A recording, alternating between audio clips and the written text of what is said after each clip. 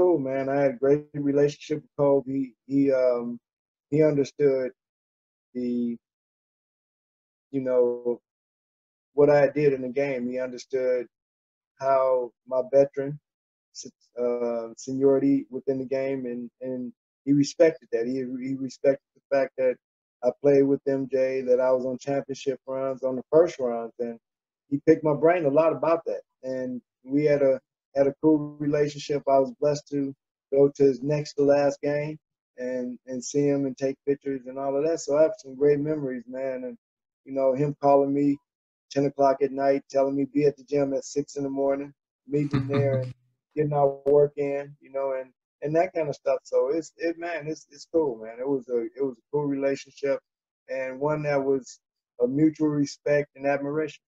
Kobe was a special person from the fact when we first met him, for the Lakers going after him. Jerry West obviously saw something in him that was more special than anybody else.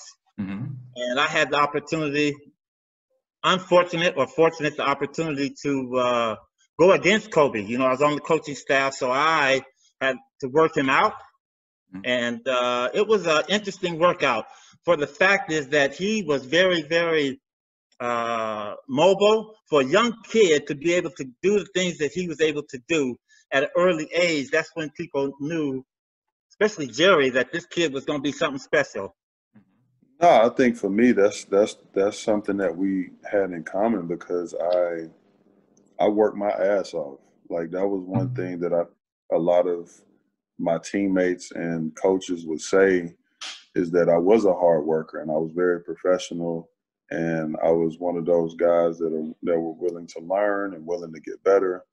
And I think that's why I got the respect that I got from him and my other teammates and the coaching staff, because I came in from the jump just ready to get better.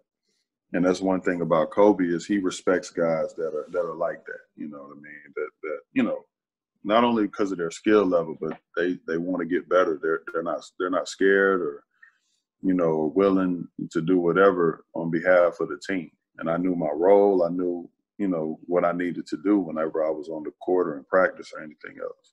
Kobe was both a leader by example and in vocal leadership. He would be vocal when it was necessary. He would lead by example when necessary. And he understood which was which. And he studied enough to understand leadership skills and leadership qualities. So to me, he was just as driven as MJ, but to me, he was more empathetic to the shortcomings of players who aren't on that level of greatness, and to be able to, how can I bring them along to get them to that level of greatness of their standard? And I think that's the thing, is that there's a level of greatness in all of us, and it's not yours or mine. It's what it is, and and how do you galvanize everybody to be at their greatest level of play at the same time? And that's the beauty of life, not only the game, but life, man, and to be able to see them qualities in everybody. And if you can help someone get to their level of greatness, then you do that. And I saw that in Kobe. At the time, because the Lakers were in transition after Magic moving on, and the Lakers are about winning championships. Mm-hmm. And the important thing about that is that the Lakers build for great players, and Kobe was definitely a great player. And it was actually fun and interesting to see his growth through the Lakers. At that time, that team was pretty good, but they were missing that marquee star player, and Kobe gave them that. And they had Nick Van Exel, Elvin Campbell, Eddie Jones, but they needed another key player. And when Kobe came in there, it was difficult at first, but Jerry doesn't look for instantaneous success. He looks for that long-term success.